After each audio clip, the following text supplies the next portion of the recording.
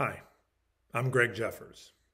I've been working on a theory for some time now regarding the connections between cognitive ability, sexual inadequacy, political sensibility, and government intervention to buy the votes of people who are not only unproductive, but counterproductive. I call it the Hidalgo Syndrome. No, not after a movie about a horse. Hidalgo identified the landless nobility, aristocrats in name only without hereditary title to property, who lived on the Iberian Peninsula during the Middle Ages. The spare of an heir and a spare, if you will, and often the descendants of these spares. The second and third sons who inherited the attitude, but not the title, land, and money. I'm going to weave in the sexuality and personality disorder issues in a future video, but part one of my evolving Hidalgo Syndrome hypothesis goes something like this. In the complex societies and economies of America and much of the West, we have an excess of cognitive elite, or CE. If I use the distribution of IQ from the bell curve, a book written in 1994 by Herrnstein and Murray, then America has 7 million more or less people with an IQ over 130, about 2% of the population. Unfortunately, society can only profitably deploy a small fraction of these people, but they have the same credentials and social connections, especially political relationships, as their more fortunate fellow travelers. I assert that the people in charge make work for their more unfortunate tribesmen, and that's not an ethnic or religious tribe, but their cognitive tribe. Now, of course, 2% of the population is not enough to dominate the political environment in our system. So, my assertion, this cohort spent the last 50 years, 2 generations, convincing the people of average cognitive abilities in certain demographic groups, specifically women and minorities, to see themselves as members of a group and not as individuals, and that they are an oppressed class. This oppressor-oppressed narrative manifests itself in the gender and race victim construction with a practical emphasis on gender oppression.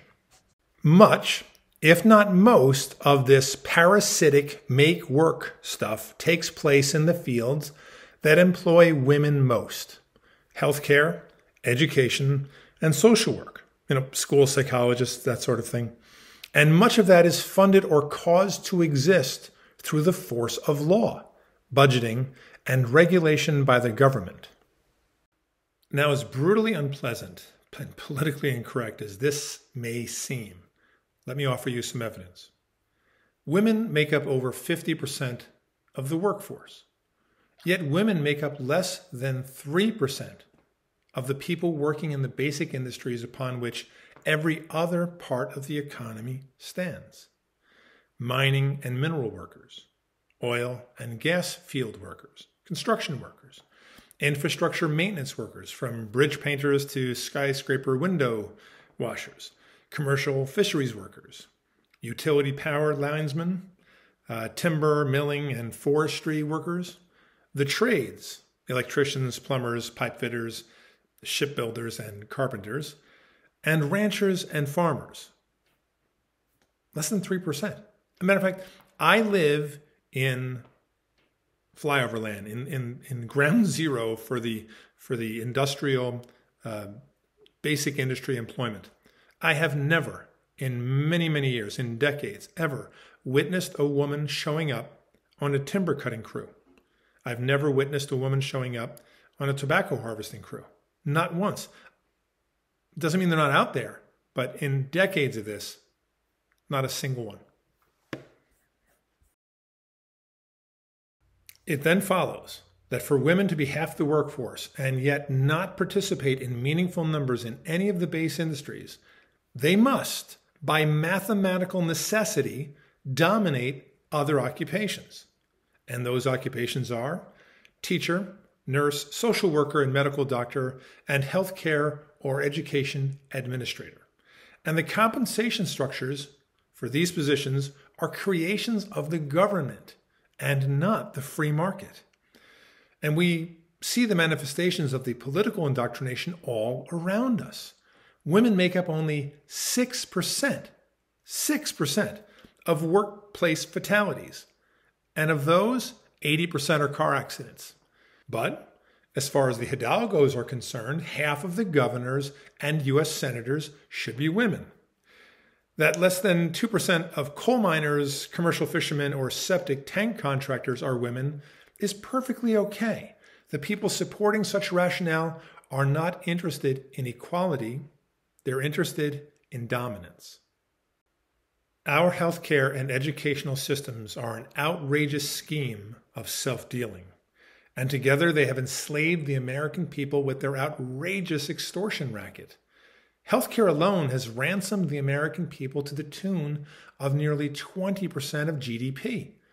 It is in the business of false promises and exaggerated claims and preys on people during the most vulnerable time in their lives. And it also preys on the insecure and neurotic. Yes, they do a lot of good things, but, and here's my evidence, if expensive healthcare were the operative input for the increase in life expectancy over the past century, then the hundreds of thousands of Americans living in the Anabaptist communities, that is the Amish and the Mennonites, would have discernibly shorter lifespans than other Americans of European descent. And they do not. After all, the Anabaptists eschew health insurance, including Social Security, Medicare, and Medicaid. And they don't go for annual checkups. They have an impaired access to the healthcare system as they live in remote communities and do not operate a motor vehicle. So shouldn't they have much shorter lifespans? Well, they don't.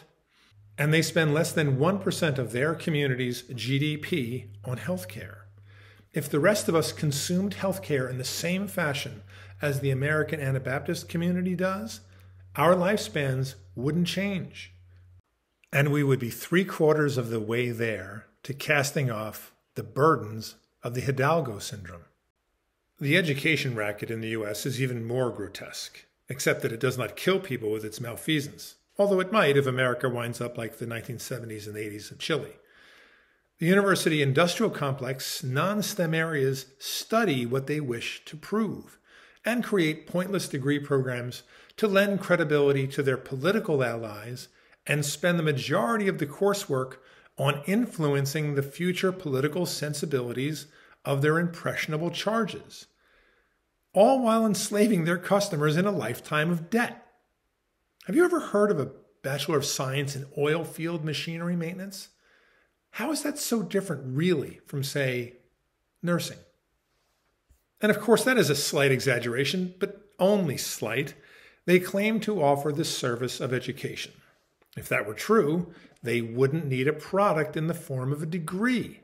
Each increment of education would stand on its own, and someone who wished to work in a field that required an occupational license wouldn't have to sit through countless hours at crushing personal and financial costs of indoctrination courses that have nothing to do with their field of endeavor. If a student wants to pay $8,000 for a course designed to raise awareness for people suffering terrible fits of sexual deviancy and inadequacy, I won't stand in their way of their indoctrination. But I would end the government's role in the student loan racket to finance that. If private lenders want to contract with students for such coursework, well, that's none of my business. But those loans should be treated like any other commercial transaction, including discharge under our nation's bankruptcy laws. Nurses would study nursing. Engineers would study engineering and mathematics. If they want to spend an extra 2 years not making money and going into debt for indoctrination services, they can do that too. Let the free market work and watch how quickly this national disgrace disappears. The Hidalgo system created so many virologist Hidalgos that governments around the world built them labs and provided funding so that they could go out and find viruses to study and maybe even improve them with their gain-of-function efforts. One of those pesky viruses probably escaped from a Hidalgo virus lab. Another set of virologists Hidalgos working for the government-funded agencies and feeling the need to justify their existence perhaps overstated the threat.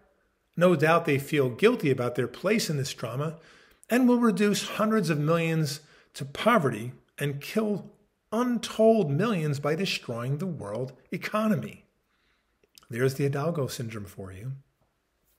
And what's worse, rather than admit their grave error in this tragedy, they closed ranks and ran a disinformation campaign.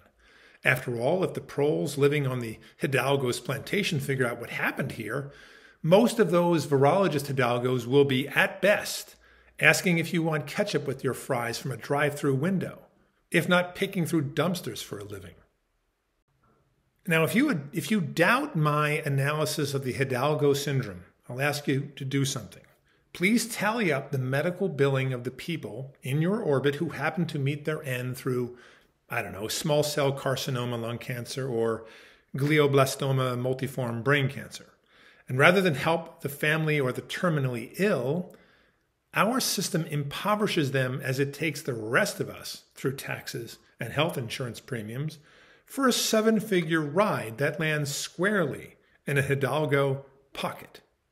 I don't know how the cancer industry Hidalgos live with themselves. Actually, I do. I think the cancer industry believes their credentials and political connections entitle them to bill their fellow man millions of dollars for matching a diagnosis to a chemical intervention and overseeing these treatments that have little to no discernible value or improvement in the outcome at the end of life. One of the Hidalgo Syndrome hallmarks is the belief that if something is measured or calculated sufficiently, it can be controlled or modified. Like prescribing 10 MRI scans for terminally ill human beings during the final year of life, or studying viruses where the risks far outweigh the putative benefits, professors indoctrinating students to influence their future political sensibilities and forcing them to pay for the privilege. The truly crazy thing here is that the Hidalgo doing the measuring or calculating or indoctrinating actually believes they deserve a place of honor in the economic system. This is insane. The academy, which I now pejoratively refer to as the university industrial complex, was once a pillar of Western civilization, a place where the gifted would go to learn and to master the critical fields of study. But in the past 50 years, the academy was seized by the sort of people who, for the previous 1,000 years, hid their mischief and deviancy in the church. Since such people do not have children of their own, they must recruit and indoctrinate the children of others. And since they need resources, they have used their position as an occupational bottleneck to extract as much as possible from their victims/students, even as they poisoned the well and salted the fields of the American body politic. We are at a cusp here in America. Are we a nation and a culture that values the sovereignty of the individual? Or are we a collective? If the latter, I think Americans should look at the history of Chile and the Allende and Pinochet saga. Hidalgos came to dominate Chilean society, making collectivism attractive to the have-nots in that country. Let us not let that happen here in America. Of course, in Pinochet's Chile, there was no gender war or the great lie of feminism, and the Chilean people were reproducing sufficiently to maintain their unique culture. America is not. In America and the West, the leftists dominating Hollywood and the mainstream media have lionized the deviants and the neurotics and the neutered, and now expressing affection and attraction is sometimes a crime and always a civil liability. It is no wonder that American and European fertility has collapsed. That unfortunate circumstance is not a coincidence. If something does not change, we will wink out of existence in 2 generations. Those who breed succeed, at least politically. That was from my book, 7 Years of Famine. The pandemic provided us with an opportunity to dismantle the Hidalgo Syndrome and the political influence of the poor souls who are not invested in the future of America and humanity in the form of the next generation.